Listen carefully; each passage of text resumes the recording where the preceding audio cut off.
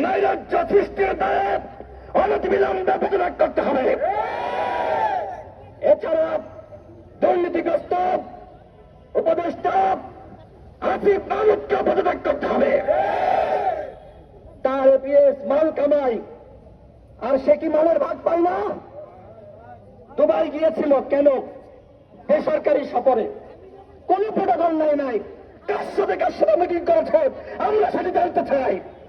দুদককে বলবো, তার এপিএস কে ডাকতেছেন, তানভীরকে ডাকতেছেন, ডাকলেই শুধু হবে?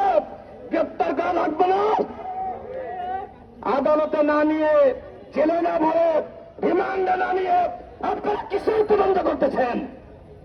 এরকম করতে থাকলে দুদকের উপরে মানুষের আস্থা থাকবে না।